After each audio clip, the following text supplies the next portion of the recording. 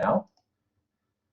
And it says session is being recorded. So this is the GATAcademy for 2021. My name is Clayton Smith. I'm a professor in the Faculty of Education. I'll tell you a little more about me in a minute.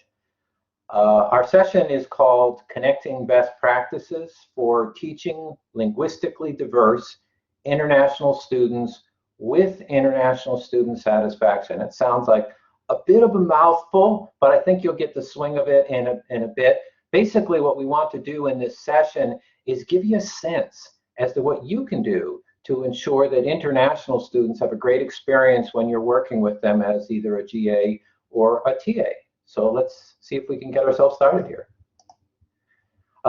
As always, we'd like to start with a land acknowledgement, and I'll just recite this for you. It says the University of Windsor sits on the traditional territory of the Three Fires Confederacy of First Nations, which includes Anishinaabe, the Odawa, and the Potawatomi.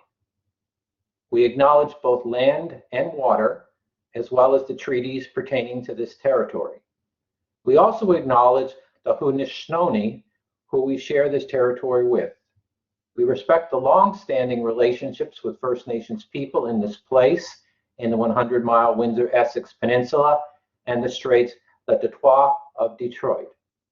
And with that, I would also want to acknowledge any of the lands that you may be on that may be outside of the Windsor territory. So I always like to do that. So this is me, official picture, I guess. I am an associate professor in the Faculty of Education, and so I teach courses in particular where many international students take classes. And I've been doing that for a very long time, over a 35, 36-year career in higher education. It's been my pleasure to work with international students. Every year I've been doing that, and you can see some of the things that I've done. I've been a vice provost, I've been a registrar, I've been an international guy. I oversaw the international programs for the university for a number of years. And I did it also in the US in 3 institutions that you can see there. So that's a little bit about me. And Dina, if you could introduce yourself. This is Dina Wong, everyone. Definitely. Thank you, Clayton. So hi, everyone. My name's Dina Wang. I'm the manager of international recruitment partnerships at the University of Windsor. I was an international student advisor. I worked with Clayton on this project, and also he has been my supervisor and mentor for the past decade. So I'm really glad that I have the opportunity to be here with you all. Yeah, I was lucky enough to hire Dina a while back, and she keeps giving me all these benefits as we go along, so that's wonderful. Thank you. Dina, I'm going to ask you next to introduce our panel. Yeah, definitely. I think maybe I'll start with Emily because I see her picture first. Emily, would you like to introduce a little bit about yourself? Yeah, for sure. My name is Emily Espinosa Lewis. In Peru, we use 2 surnames. So Espinosa comes from my dad, Lewis comes from my mom. So yeah, I'm from Peru. I moved here 8 months ago, and I'm studying the master's program in communication and social justice. And I'm also a GA in the Department of Communication, Media, and Film. Thank you. Thank you, Emily. So Aditya, as a former Master of Engineering student, would you like to introduce yourself and share a little bit of your background as well? Yeah, sure. Hello, everyone. My name is Aditya, and I'm a Master's Industrial Engineering graduate from University of Windsor. And I finished my last course last year, and I've been closely working with the university for their for the programs that I've been helping with Dina. And right now I'm working in Amazon.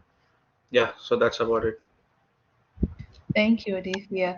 Aditya has been volunteering at the University of Windsor since the day 1 he started at the University of Windsor, and now he has graduated. He still continues to help us out, and he's also a mentor for our incoming students from South Asia.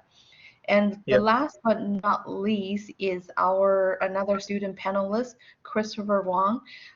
He is one of our engineering student from China. And Christopher, do you like to introduce yourself a little bit as well? Sure, I can do it.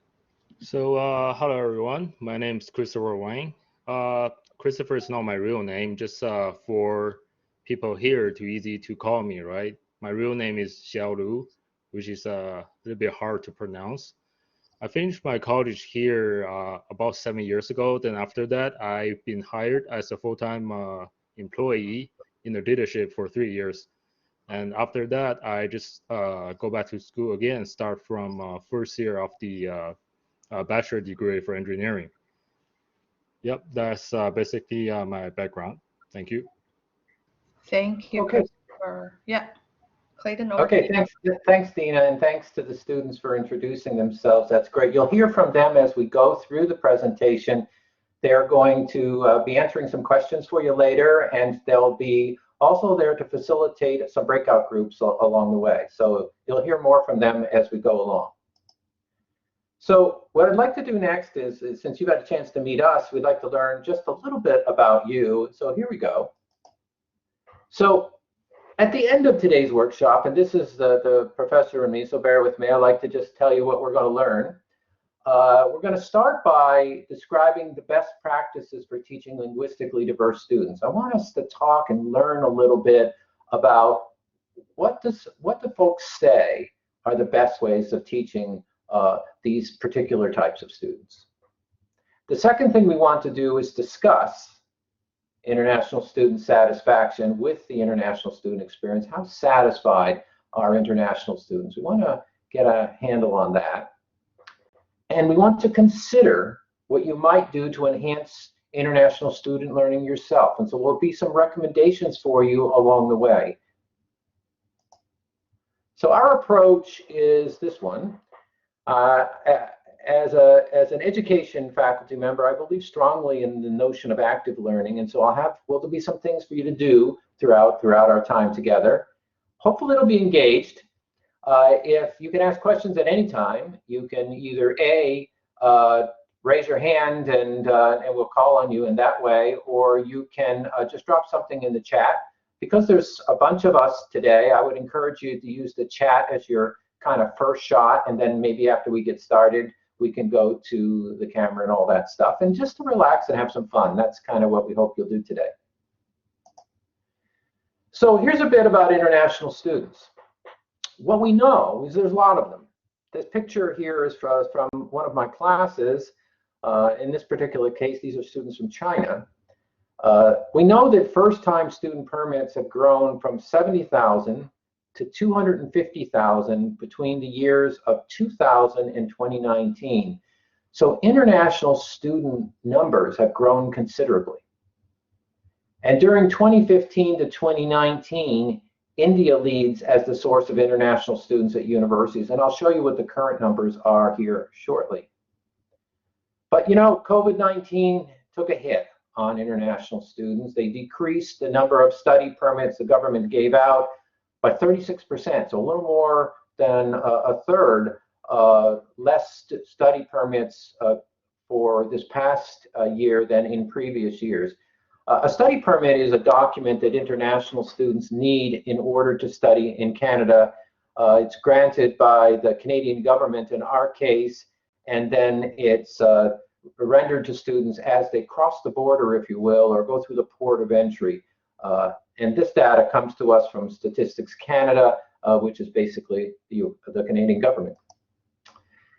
Here's a shot this is from the Canadian Bureau of International Education. This is an association that kind of supports international activity here in Canada. And you can see where the international students choose to enroll and take their degrees. Ontario is at 46%, which is the largest of the numbers that you see there. But also we have British Columbia at 22% and Quebec at 15%. After that, the numbers get a bit smaller. So what we know is that international students like Ontario, which is a good thing. but they also like a few other places too. So anyhow, so give you a sense as to where are the international students in Canada. And here's a sense as to where they come from. I said a minute ago that India is the leading country, and in fact it is.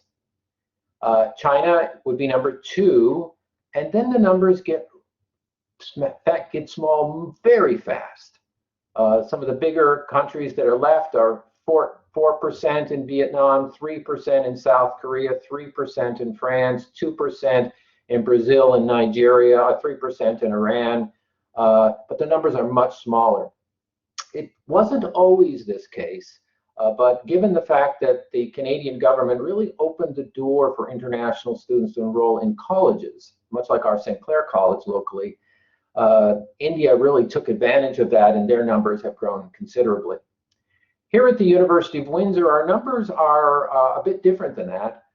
We have about 100 and change countries represented on our campus at any given time. The numbers are certainly India and China are going to lead those. China would be a bit higher. China represents around 40% of our international students.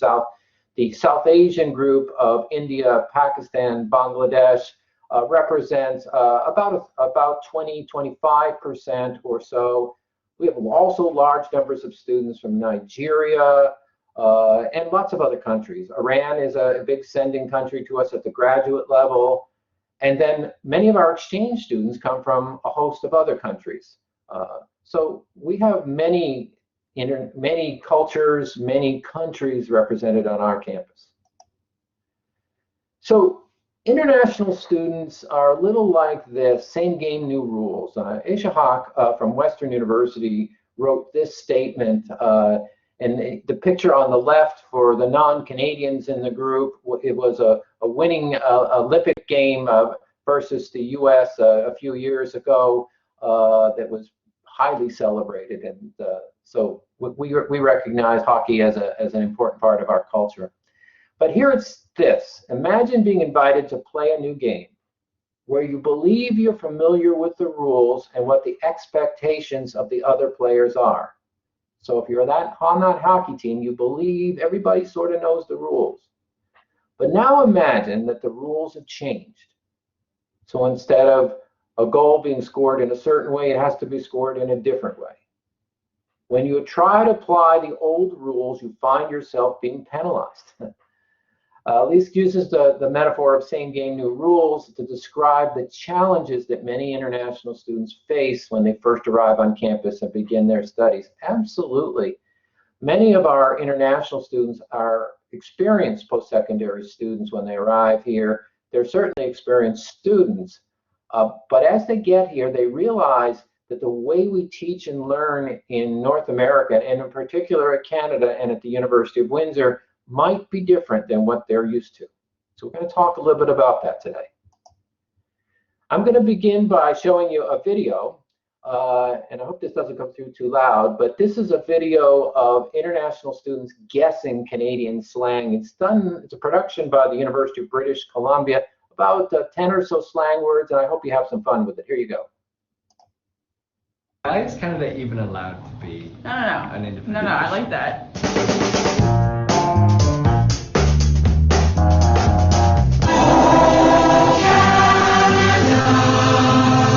I'm from India. I'm from California. I'm from Hawaii. I'm from Singapore. I'm from Nigeria. I'm from the UK. I am from a full 3 hours south of here in America. I was born and raised in India. And I was born in Kuwait and raised in Dubai. And I'm from Kenya. So I'm from Kenya. And I'm from the UK. I was born in Toronto. And I'm from BC. Oh, okay. That's the beanie. Yeah. Okay. Beanie, obviously. That's like the first thing I learned as I came to Canada. Toque. That's the Oh, beanie. yes. The beanie.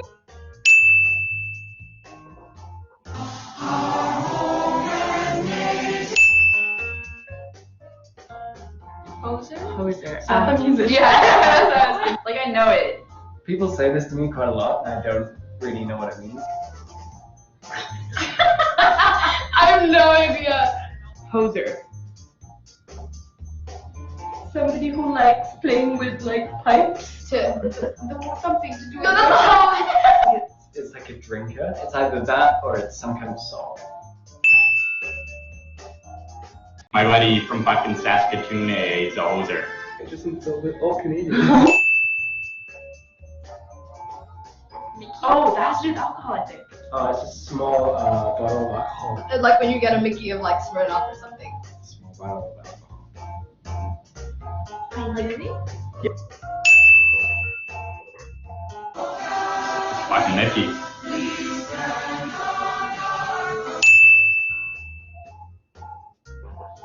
Dart? I think that's a weed thing. Can we get a hint? Okay, here it is in a sentence. Hack on a dart. Come on. Yeah. Is it like one of the brooms you play Quidditch with? Can I bomb a fucking dart there, bud? Yeah, like?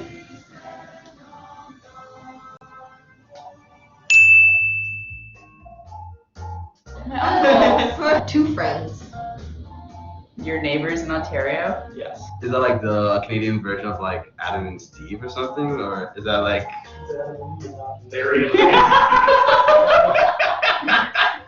I thought they would. Okay. I thought Probably they were not, fans for being turned on. I have no idea.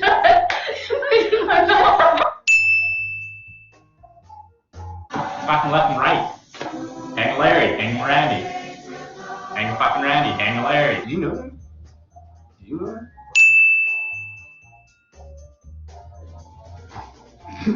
That's not real. Like, hey, like, pass me the dicker. Dickard.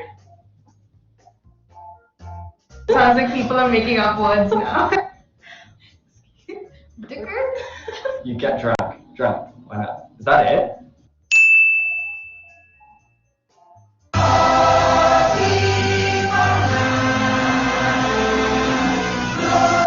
Oh, I thought I was tired. Cigarettes, bro. Of course. Bread? It's like a cat name. It's a province. No, Justin Fields seems like some kind of like farmer or something that like makes his own bread. Is it a hockey team? That's sofa. It means what? Couch or sofa? Chesterfield? Yes!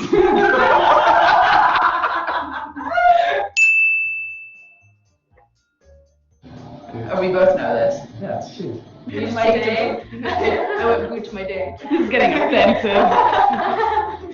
Sorry. Sorry.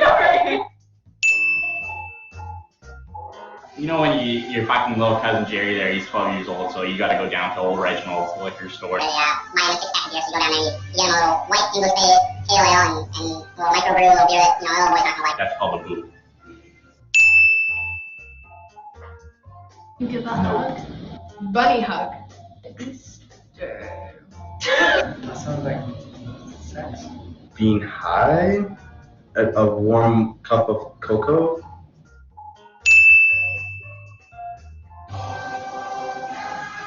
Funny hug. Coat? Fur? But it could be like fertile land. I know this. I'm just gonna like just name a bunch of things, just like try to make it make sense. Fertilizer? Bro. Is that like kind of like algae or something? Making new friends to fertilize someone?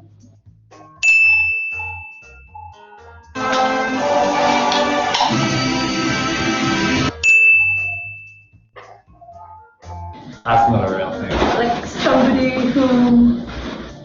who's like nice and gives things to homeless people.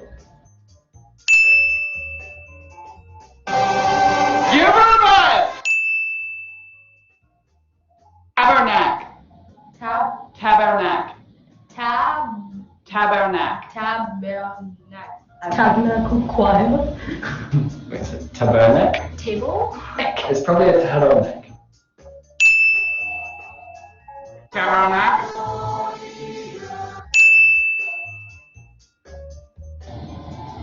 Part? Yeah. Out for a rip. It's where you go out smoking. It's not out for a rip, it's out for a rip. When you're just going out for a rip. Out for a rip, are you, bud? Capital of Canada, go. Ottawa. No, Ottawa. No, what? What the fuck? Is it Ottawa? No, it's Ottawa. Ottawa. Capital of Canada. Ontario. Okay, everybody, I just wanted to give you a bit of a sense as to sometimes what international students experience when they come to Canada. You know, I remember when I moved from the United States to Canada, you might not think that's a big gig, but I still didn't know what some of those words meant. And I married a Canadian. So yeah, absolutely, it's a very real thing. What you have in front of you here is something that talks about that international students might be more focused on different things than domestic students. This comes to us from the UK, so it's not Canadian, but my sense is that much of what it says here could easily be transported here, and so I'll share this with you. So what we have with international students, they're relatively more important in the things that are above that line. That's a slope line, if you will, a statistics term. And you can see words like expert lecturers, research, good teachers, quality lectures, employability, course organization, and course content. Very much about, if you will, the product of what we do here in a university context. And then domestic students are more facilities focused. They're focused on the library, the size of classes, marking criteria, all of the other things that you see there. But I would also want to point out to you, and to be just honest with you, is that there's a whole lot of things that are awful close to that line on both sides. And so I would argue the differences between international and domestic students is not significant, for instance, in things like employability, performance feedback, work experience, those kinds of things. But it is vastly different in some of the other pieces that you see there. So that would be something to think about. So what we'd like to do now is talk to you a little bit about some data that comes to us from the International Student Barometer. This is an international student satisfaction survey that students do all over the world. Somewhere in the neighborhood of a couple 100,000 students complete it each year. University of Windsor participates in it from time to time, and I'd like to share just a little bit about that. So what we know is that perceptions in the International Student Barometer, international students from all over the world, are different in these kinds of areas. They're different by where they come from, what's their country of origin. They're different by their study level, whether they're an undergraduate student, a graduate student, a thesis student. They're different by program. We've done some research here, which I'll tell you about in a minute, that looked at the difference between STEM and non-STEM, science, technology, engineering, and math students. Study time, how long have they been here? Study stage, year 1, year 2, year 3, and so forth. And of course, age is the other piece. What you don't see on this list is gender, interestingly. Here's a piece that came out recently from IDB Connect. IDP is an agency that recruits international students all over the world. And it has a fairly large database. And so it asked the students what their current mindset was with regard to course delivery options. And the biggest of these groups said online, but transition face-to-face. So that's what they expect. They expect to start online, but eventually become face-to-face. About 28% said they were going to defer entry to wait for face-to-face. So for international students, face-to-face is important stuff.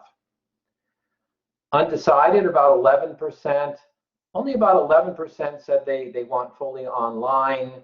4% said they plan to withdraw, and a small number in other. So the takeaway here that I want to share with you is how important the face-to-face learning is for international students. Many of them could get the same educational learning in their home country. They come here to learn about us. They come here to learn about how Canada is different from other places. They come here to learn our language, our culture, our ways of thinking. And so the notion of face-to-face is hugely important to them, and I think you should know that. The University of Windsor has a very robust international student experience. This is a picture of a bunch of international students during our orientation time. We do a special orientation for international students, several days worth that actually Dina used to oversee. Here are some of the pieces. Reciprocal learning program is something we do in the Faculty of Education, where we send teacher candidates to interact with people from China in this case. And China students come here, we go there, that we go into the schools. It's very much of an applied experience. The picture on the upper right is a picture of a student in front of the wall of flags that's in the International Student Center. And if you go into the International Student Center, you will find flags from every country for which we currently have students. So there's lots of flags. Student exchange represents a good number of the international students on campus, somewhere in the neighborhood of 80 to 100 students at a time.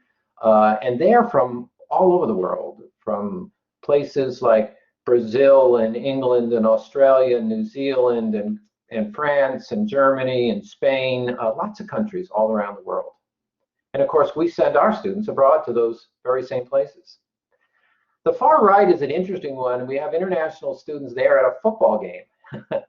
I think that's interesting because for many of them, football, or what we call football, is not in their experience. The notion of the word football means what we might call soccer. So they have a great time with it, learning this new sport. The lower left is a shot in the International Student Center where students can come and just hang out, maybe play some chess, as you can see there, maybe do some reading, maybe some conversation. And the lower right is a Teachers for Tanzania program where we send our teacher candidates to Tanzania to have that experience, sort of a short-term study abroad. But there's lots of things that international students do. And when you're next on campus, go into the CAW Student Center and look up. You will find a massive number of flags. That really speaks to the variety of folks that are on our campus and how proud the University of Windsor is of the international student experience here, and one of the reasons that we're talking with you today.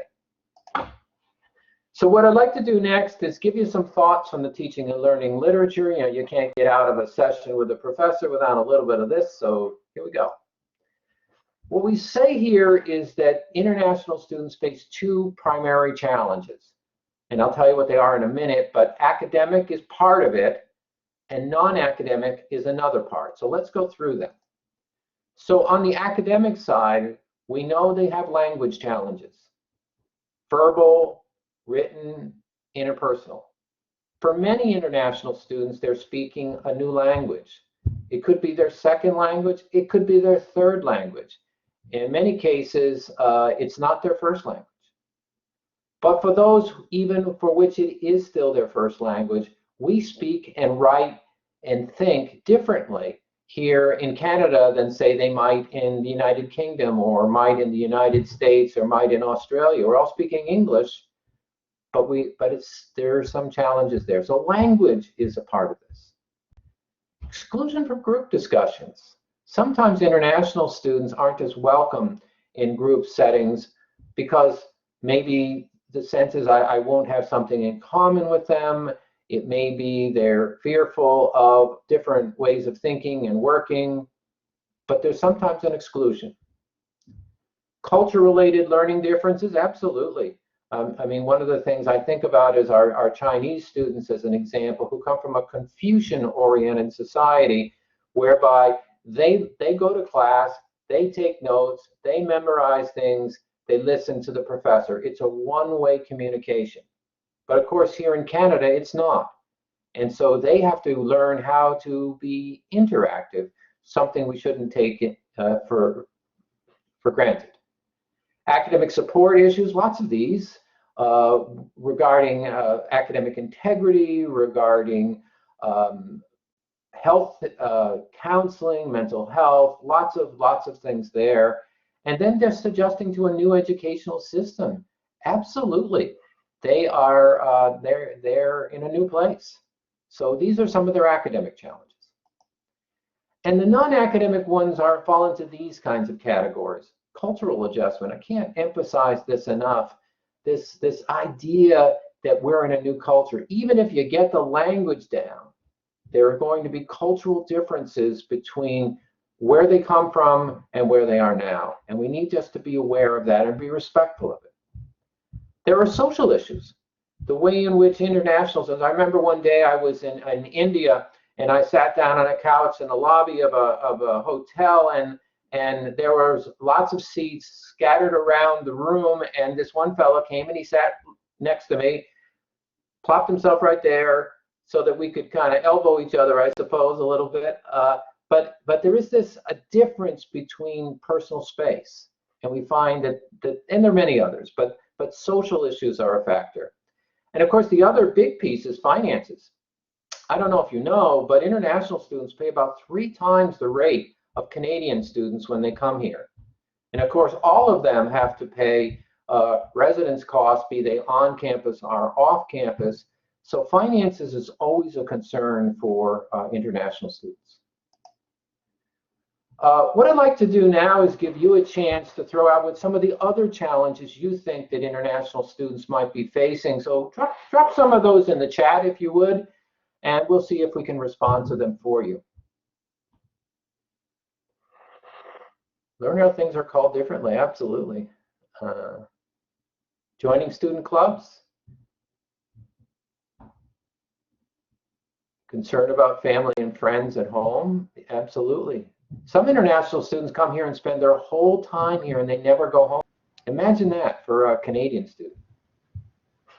Finding reliable friends, culture shock, academic writing, homesickness. Let me share that with you. I teach some master's students in the Faculty of Ed, and it's not uncommon for me to hear my international students say they're feeling lonely, they're feeling homesick. In some cases, they just need to go home in the middle of the term sometimes. Concern about racism, discrimination, absolutely. We have this notion of systemic racism, not racism in your face racism, but racism that flows from the small interactions that we have one with the other, for sure. So lots of these are very present for us. Lack of representation in literature media, whether studied or recreational. Good. Stereotypes, yeah. So again, feel free to keep dropping into the chat, but what we really want to gain from this is that international students have a different set of experiences than our domestic or Canadian students. So let's talk about the teaching practices, because we want to focus there a little bit today. These are 3 sort of major categories of teaching practices. The first one by Kinsella talks about contextual information in linguistic support, specific learning and study approaches, and greater opportunities for classroom interaction and participation. So there's a group of teaching practices in that area. A second one is about culturally responsive teaching. Gay says here that we develop cultural diversity knowledge in the curriculum, in our learning communities, and in our cross-cultural communication. And then Tomlinson writes about differentiated instruction, how it is that we might want to think about providing different types of learning experiences to people of different experiences or different abilities. So along the way, Dina and I and a team of folks have been doing some research. And our research, this is the title of it, it's Connecting Best Practices, so that was teaching practices, for the teaching of linguistically and culturally diverse international students, by combining that with what the students think. Are they satisfied? Are they learning? So we're very interested in this because we think if we can only identify these things, that we would have a ticket, if you would, to improving the teaching of international students. So this is the research team that engaged in this. There's probably one more face I should add here, but you can see there's a bunch of us that have been involved in this project over time. Myself and Dr. George Yo from the Faculty of Education, Michael Potter from the Center for Teaching and Learning, Dina, who you've already met, and then 3 students, one of which is an outstanding scholar, an undergraduate nursing student, and 2 MITAX interns. These are students who come from other countries to experience research here on our campus, one from the Ukraine, and more recently, one from China. So this is the question that they're trying to ask, is what are the best teaching practices that have high levels of international student satisfaction? So what we found were these things. We found that there were really 8 areas of teaching practices that everybody should think about. And that is that international students are very interested in these things. Academic integrity, for sure. The world of plagiarism and all of that stuff is different from one country to another.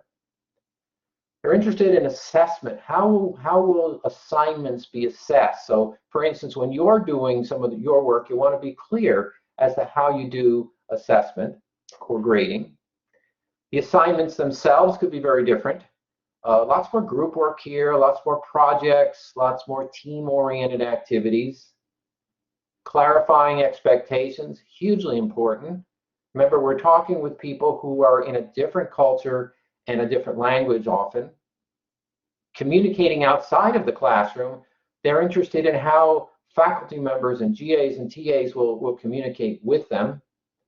The notion of lecture design and delivery, much like we're doing here, we try to have some degree of interaction. Verbal communication, as we've been talking about, and of course, there are a lot of visual communication. So these are some of the things that resonate in our research. We also did some focus groups, and they told us different things. One is that by and large, the international students are pretty positive about their learning experience here at the University of Windsor. Most think great things, if you will, about the experience. Most have also identified instructors as a key factor in the student experience. What this means is it's not just the teaching practice, it's also the person doing the teaching or the support in your case.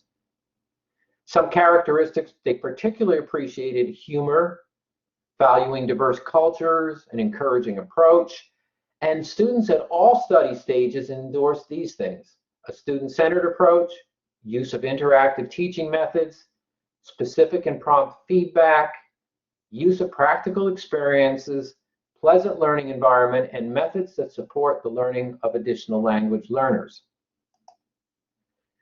And then in this past year, we did some research on students who are doing things online.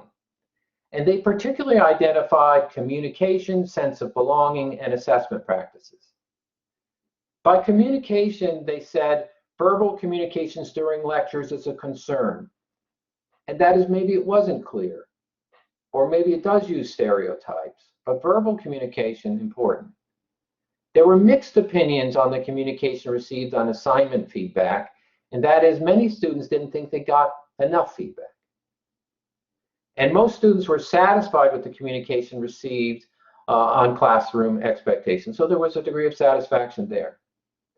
In terms of sense of belonging, almost all participants agreed there was a lack of community in the online learning environment, perhaps something you've experienced.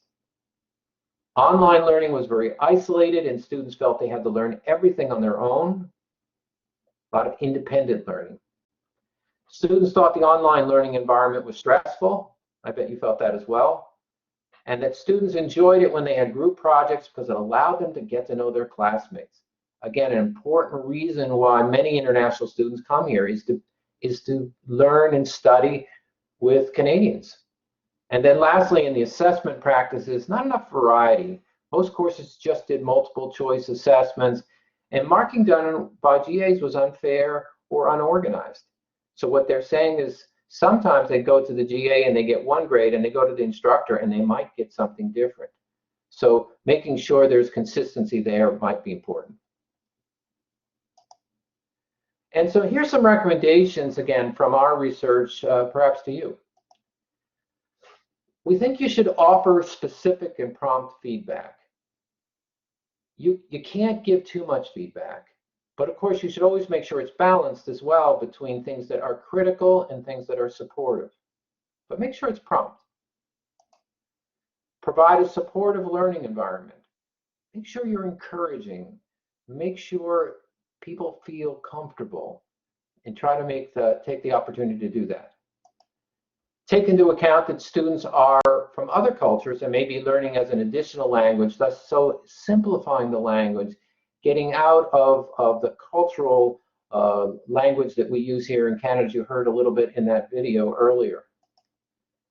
Use practical experiences to explain abstract theories and concepts. Sometimes, and academics do this all the time, they explain things, use abstract things to explain abstract things. What we need to do is to bring it down a notch and give an example. Be respectful of different ways of learning and cultural perspectives. Absolutely. Listen for it. It's there. Use an encouraging approach and clarify expectations by speaking slowly and clearly, and avoid the use of slang. These are some of the recommendations we have for you. Oh yeah, one more. Use verbal communications that use plenty of expressive movement. So as you're talking, use your hands, use your eyes, use your body. So we're going to now turn to our panel and ask them some questions. And I have some questions, but you might have some as well. But let's go through my questions first, and then in the chat you can ask others. So for our panel, what teaching practice used by one of your professors was your favorite and why? Anybody jump in there?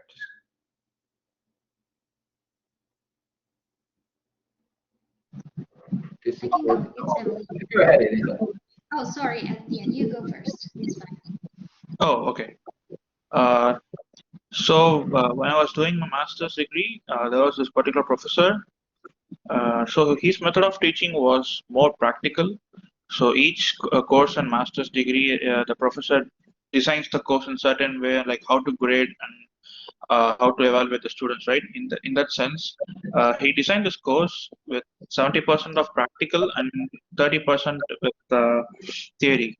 So whatever the final exam or the midterm exam we had, it was just for 15%. So that kind of reduced the pressure on us to focus more theoretical wise. Since I'm from India, and I think most of the Indians agree with me when I say we have like a lot of theoretical stuff to read and write, and that we have a lot to. So we are mostly expected to score more theory wise, and comparatively we are expected to score less on practical side. So when this professor designed the course, like, he made sure that whatever we learn, 70% comes through practice and only 30% with theory. That helped me a lot. And even in the 70%, he made sure that there is not much pressure on us, because what he did is he gave assignments every week, and he evaluated that assignment as part of our final score. So this kind of reduced the pressure, because it was like we are doing assignment like all of the courses, but at the same time it's being evaluated without our knowledge. So that kind of reduced the pressure in focusing on the final exam, not cramming like all of our time into it. But at the same time, we got to learn stuff because it was all practical. Literally, we were doing experiments in class. So that I found as a good and interesting practice that can be followed by other professors. Thank you, Aditya. How about another one of our students? Emily, maybe? Yes. Did you say Emily? Sorry. So go ahead, Emily. The question is what Okay, teaching practice? yeah. So, yeah, I guess I'm lucky in the sense that I came here during the pandemic, because it's weird to say that, but I feel I was lucky, or I am lucky, because that year, 2020, the Communication on Social Justice MA program was quite small. We were between 4 and 5 students. So what I really enjoyed from all of my classes from the program is that we had small group discussions with very engaged instructors, professors. And they used like, of course they are different, but they used a lot of nonverbal communication, as Dr. Smith mentioned before, which is very important because you could tell from the way they look at the camera or they smile that they were enjoying and they agreed, like, from what you say. And because communication and social justice is very like analytical and giving your opinions and also relating those to your background, then it feels good that you have that sort of feedback in a nonverbal communication as well. So yeah, going back to my first point, I think I'm lacking in that sense that the group was very small and I really enjoy it, even though it was very like online. So that was like my best teaching practice, small group discussions. Thank you, Emily. Christopher, do you have some thoughts on this one? Well, actually, when I was taking my third year and the second year, there was a teacher teaching the about the forces. Like for that thing, it's really hard to understand if the teacher only plays PowerPoint and speak out and let a student taking notes. Because the first thing is really hard to keep your attention for like more than 30 minutes, only listening and looking at the PowerPoint. And the second thing is, if you don't point out where the force point is and where the force go, where's the direction of the force, you can't understand either. So my experience from the second year and the third year, which I like the most, is teachers have the PowerPoint on the other side, but at the same time, he handwritten on the whiteboard, and also he's checking if students follow him.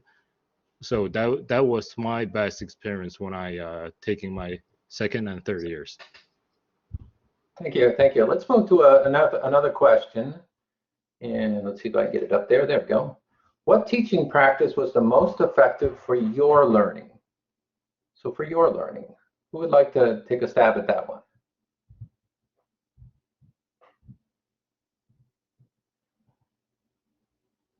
Is that a hard question? Aditya. Sorry.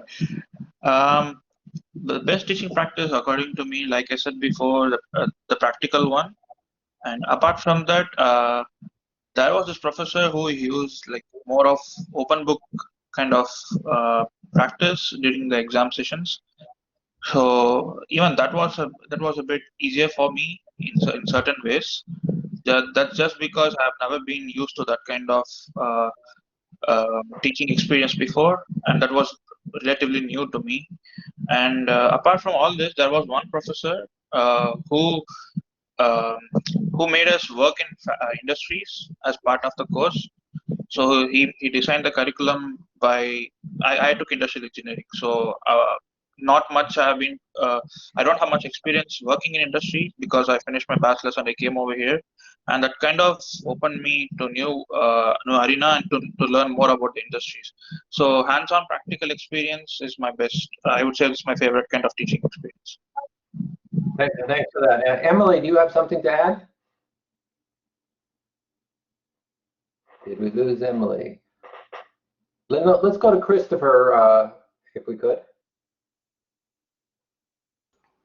Okay, yeah, I'm here. So what I think is the most efficient way is the tutorial every week. So for tutorial, I mean, you can check your books, but you are not recommended to ask at the very beginning. You got to think about, you got to keep your attention on the questions. It's like an exam, but it's less stressful. So the point is it's not only getting the marks for each tutorial. The point is you have to find out a way how to analyze the problems. That is the tutorial. I mean, some of the teachers, they don't offer assignments because probably the doctors or professors, they know the students probably not gonna work on it when they go back home. So they're more like to having a tutorial for their students. And I feel like this is really efficiency to learn some stuff. Okay, thanks for that. Let's go to the next question, and it is, what are some of the teaching practices that you did not enjoy and why? DTL, let's have you jump in there. What didn't you like?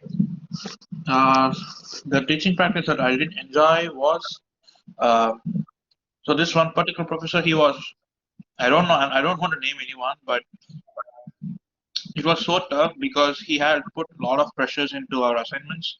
There was a lot of weightages and he didn't explain much. So there are a few people who don't explain you much, and it was kind of hard to learn on ourselves because we didn't know anything about the course. So I would say, like, there are some professors who expect the students to learn themselves. So those kind of education experience was kind of tough for me personally, and we were not even helped much by the GAs and TAs because whenever we approached them with any doubts, we were not responding properly. So that was one experience that I would say that was tough for us. Wonderful, wonderful, thanks. Emily, I'm going to ask you to jump in next. Yes. So I did not enjoy when we were having several presentations made by the students in just one class. And I think it's not only for international students, but for national students as well. Instead of doing that, I think the best thing to do is just give the opportunity to 2 or 3 students each class and schedule those presentations throughout the semester instead of having like 20 students have the presentations in just one day, because it is extenuating and it doesn't give the opportunity to the student who's presenting to give more of his or her opinions and answer the questions from their peers. So I think that, like, having several presentations in just one class is not like very beneficial for students. Thanks for that. And Christopher, do you have something to add?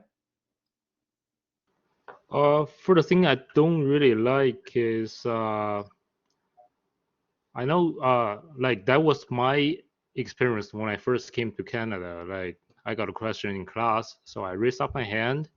I asked the questions what I was thinking, right? And I don't know for what reason the teacher just lost his focus on me, and I just feel like I talked to the air, you know.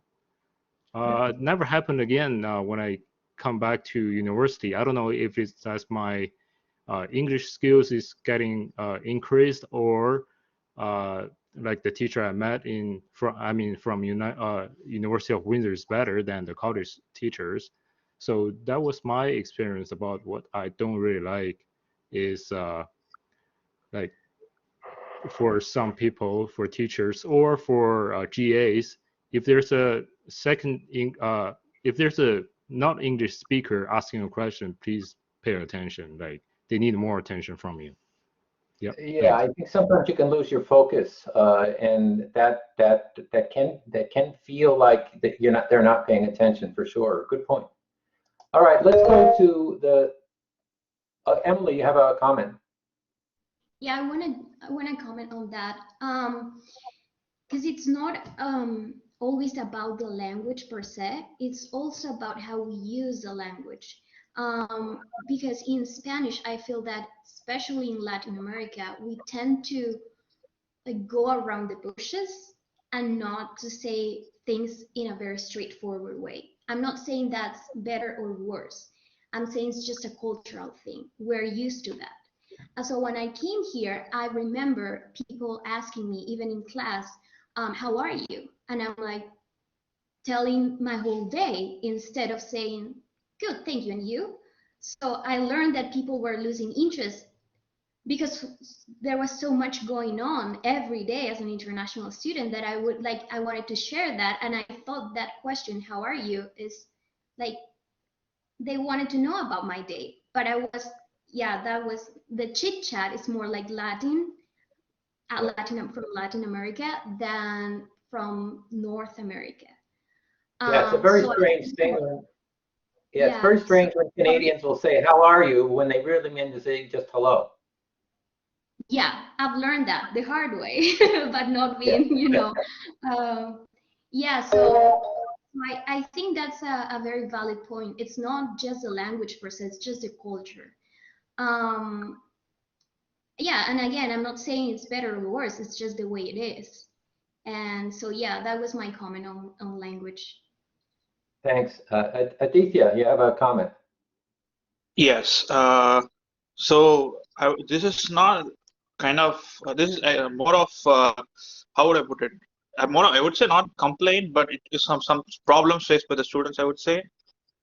So there was one particular incident faced by my friends when I was in masters. So that teachers exhibit stereotypes. So when we went and asked this particular professor some doubt, he was like, "You are Indian. You're supposed to know this." So that's not the case, right? Yeah. So there are. It doesn't mean that I know everything.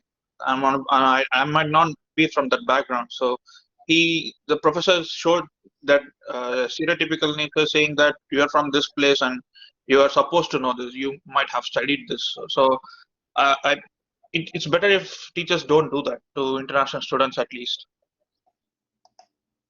Okay, let's move to the next question, and it says, if you could do one thing to enhance the teaching of international students, what would it be? Just one thing, each of you. Christopher, maybe we'll start with you. Okay, so my first point is still the PowerPoint. I mean, it's okay for teacher to provide a PowerPoint with lots of informations, but I mean, if they can, please highlight them, which is easier for not only international student, but also for a student from local. It's easier for them to find it in the textbook. I mean, if they can put whatever pages it's from, right? From what book. And also they can Google it really fast. And my second point is about the GAs. I know GAs has their own courses to take too, but I mean, if you can, please go through whatever course materials your student has. So when they ask you questions, you can tell them like from which page of the PowerPoint you can find them, or from how you can just research them. Like from my experience, just reading out the answer sheet doesn't really help about understanding the question. It's only help for solving the problems fast. Okay, thanks for that. Emily, do you have something to add? Yeah, I wrote something about that. It's that I would encourage instructors, not only GAs, TAs, but also profs, to use office hours as effectively as possible. Because from my GA experience, only 2 or 3 students from a class of 60, 80 attend office hours. And they are the same students attending every week. So of course, that's nice because you get to know the student better, but it will be also nice if both profs and students understand and interiorize that the learning experience involves asking and receiving questions as well. As profs, you could also ask questions to the students and they both learn from each other. It's not like unidirectional, if there's a word in English like that. It's just, it goes both ways. And so that these discussions, the questions from students don't have to be answered by email only. There's also office hours where you can see the face of someone. And for international students, for example, having the chance to talk to a prof in a one-to-one discussion is really important. It's even during the pandemic, we didn't have the chance to get out of our rooms. Imagine being like 2 weeks doing quarantine without having the chance to talk to someone. It's really important to have that one-on-one discussion with a prof or a GA. Yeah, that's my point there. Thanks. Aditya? Yeah, so it's better if a professor provides with the study material because certain materials are not available in the libraries. So it's better if the professor gives access to certain books, like because we sometimes we don't know where to find certain materials to study. And also regarding, I agree with Emily regarding the GA and TA office hours. And yeah, that's what I want to say. Okay, I think we've covered the next question. What advice do you have for GAs and TAs? We can let that kind of come out as we go along. What we're going to do now is we're going to shift gears, if you would. So I am going to go to the chat, and I'm going to drop in the shared slides for our activity. If you go grab those for us, so you can have those. You do that while I introduce our little activity here. What we're going to do is to try to match the teaching practices with a particular student profile. We said earlier that there might be differences in what teaching practices we might want to use. So here we go. So when we were in our discussions, and this is in the shared document as well, there are all sorts of types of teaching practices. Now, our task is going to be largely to figure out which of these are best associated with the student profile that I'm going to give you in just a minute. So these are the profiles, and each of you will be randomly assigned to a group that has one of them. And the person in the parentheses there, like in the first one, Christopher, will go with the group who has the male undergraduate business student from China who is 18 to 20 years of age. And what our task is going to be is to identify the practices that are best associated with teaching those students and put it into the shared set of slides. And so let me tell you what they look like. So this is an example. So what you would do is you would put the teaching practice you think is the most important where it says number 1, number 2, all the way down to number 10. You're limited to only 10. And you don't have to use all 10. It could just be 1, 2, or 3. And what I'm going to do is I'm going to give you about 10 minutes in groups to do this. And if you would, at the conclusion of that, be ready, one of your members be ready to share with us a little bit of what you came up with. So what we're going to do now is we're going to move ourselves into groups. And Dina, can you do that for me? Yes, I have everything set. Just read whenever. Should I put everyone to their group now? Well, tell you what, let's just push the start button. It'll move everybody around. And then if the right facilitator is not with the right group, we can adjust that. Okay. Yeah, that sounds good. So go ahead and start that. And we'll see all of you in about 10 minutes. Okay.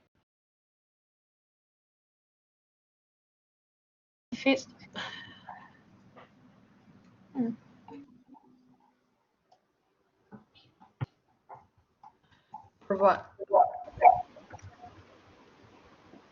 Hello, everyone. We're back in the main room now. What I'd like to do is just briefly ask you to, a member of your group, to just give us a sense as to what your discussions were. And so let's go. Group 1, we didn't get a chance to write anything. Do you have anything you want to say at this point, either in the chat or to grab your microphone? Yes, actually, I typed it down from another web page, but I can read it out. So from the first group, we thought the assessing needs is the most important thing. It's not only for the doctors, the professors, but it's also important for the student to know like what he gonna teach and what's he gonna learn from the course. And the second thing is the lecture design and the delivery. So after they were thinking about assessing needs, they will have a plan on how to teach the course and how to let their student catching up their points easily from the class. And the third part, because the student is a Chinese student from China, we were thinking note taking is quite important for him because other than the course materials, that's probably the only thing he can win through what he got from the course. And also the assessments and assignments are important too, because those things are type of materials to test out what he got and what he still need to work on. And then the class preparation is more like before class, he has to like went through what's he gonna learn on that day, so he can think about if there's any new words he doesn't know, so he can look it up before he go to class. And when the teacher providing materials, he can understand them. And also after class, reviewing the materials is important. It's just more like a note taking. You just including the notes and also the PowerPoints or the textbook. That's how he like finish his learning stages, right? And also the group work we put in the very end, because I was talking about my experience when I was taking school when I first came here. So from the group, even especially the small group, people just trying to finish the work and then leave for home as fast as they can. So most of the time, they will listen to what I was thinking. Like they are willing to listen to my opinions, but most of the time they will say, "Hey, Christopher, it's okay. We're taking care of you."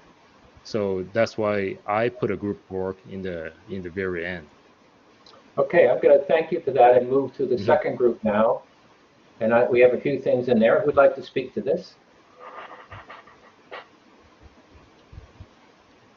Do we have a member of the group who would like to chat? Yeah, okay. So our conclusion is different from what is there. But yeah, we concluded that there are 3 priorities for profile number 2. First is she should have like a cultural responsive teaching.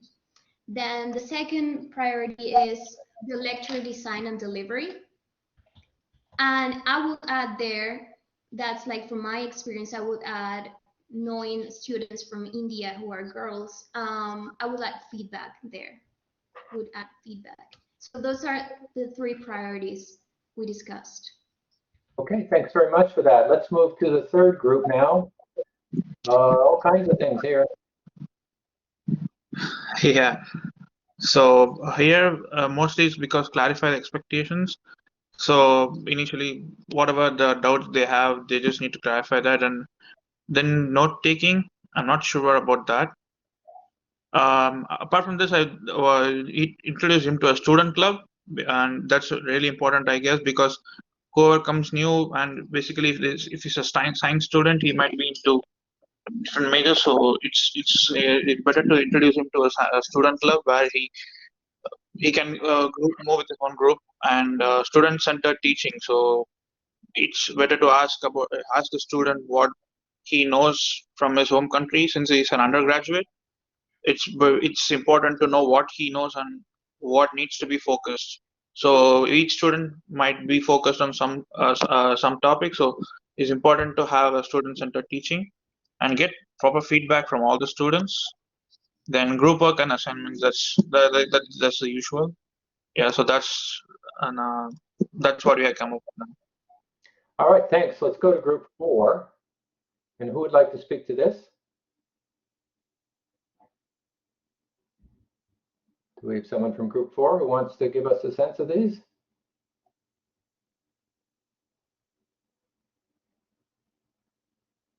Well, as it turns out, I sat in on group 4 a little bit myself. And you're seeing a different flavor. Cultural responsive teaching was the first thing, diversity and inclusion, and then assessments, language proficiencies, group work, some of the more parts. And notice that lecture design and delivery occurs a bit later. And lastly, it rounds out with climate in the classroom. And the last group, number 5, we don't have anything here. Can someone from group 5 speak to what their discussions were?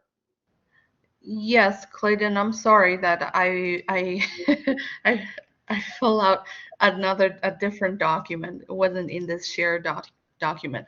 Oh, But okay. I'm so sorry about that.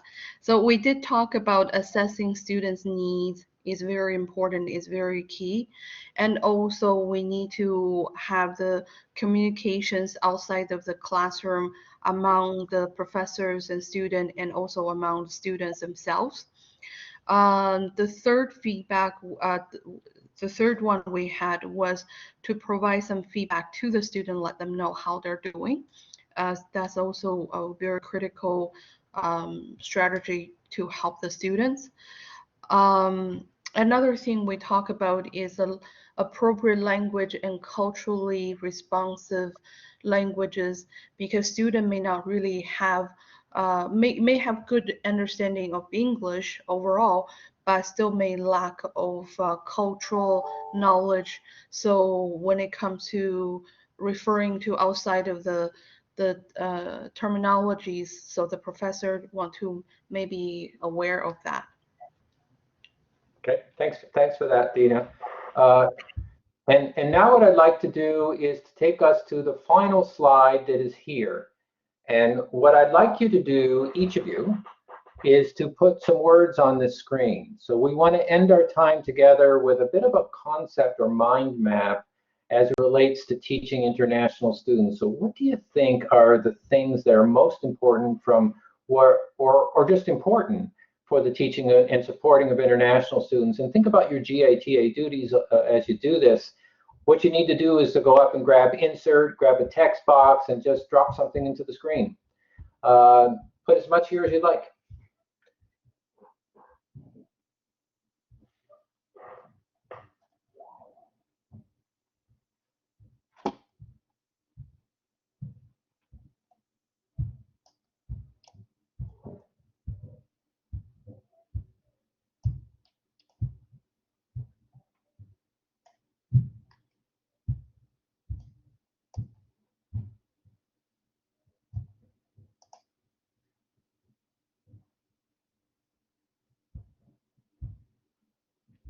So communications, more answers, perspective. Yeah, thank you for turning that around.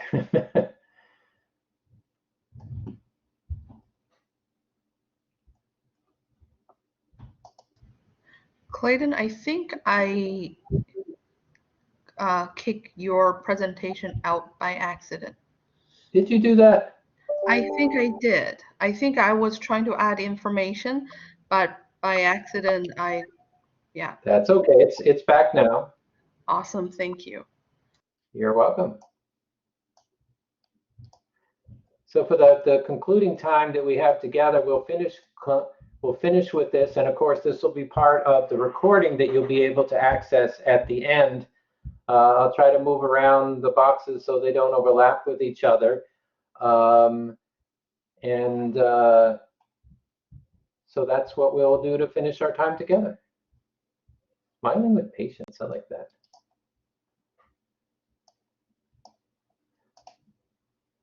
It's helpful if you'd write it in English for us. So not everybody reads Mandarin. I think that's a default text. That's it. Yeah. That's okay. So one of the things that I'm seeing here is I'm seeing some things that weren't on the list to start with. So showing compassion and not judging. That came up in some of our focus group discussions as well. Encouraging participation. Yeah, being respectful and being a good listener is part of this. Accommodation. Yeah. Be professional. Yet also be approachable. That's very important. Giving space and time to respond. Emily, you have a comment?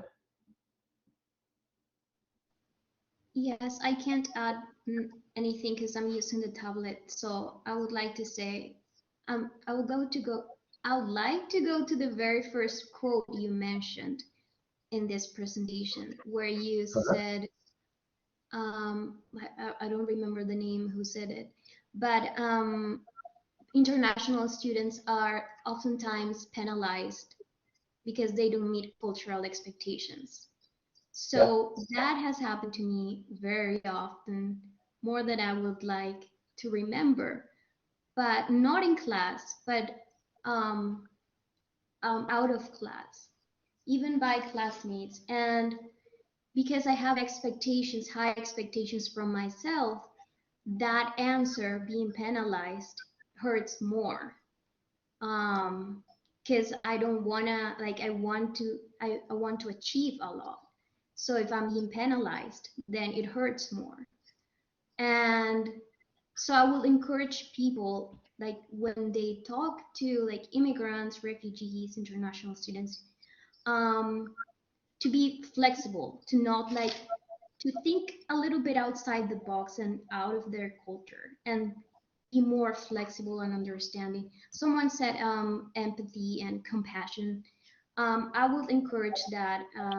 Yeah, I think I advocate for that, because it doesn't feel good. And yeah, that's sorry about being emotional right now, but it happens a lot.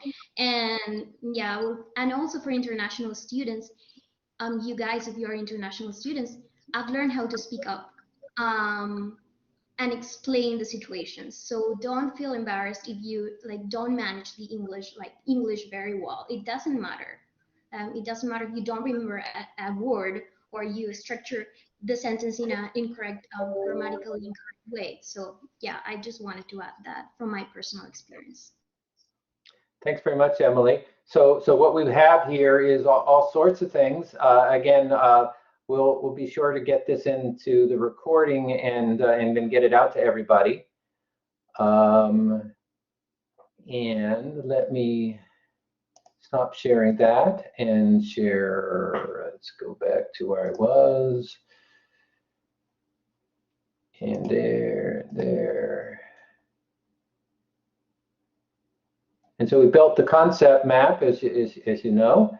And the last thing we want to do is to just thank you for your participation. We have just now run out of time, but I will stay, as will our presenters, and for any particular questions or comments that you want to make as we round out our time together. Thanks for joining us, and looking forward to seeing you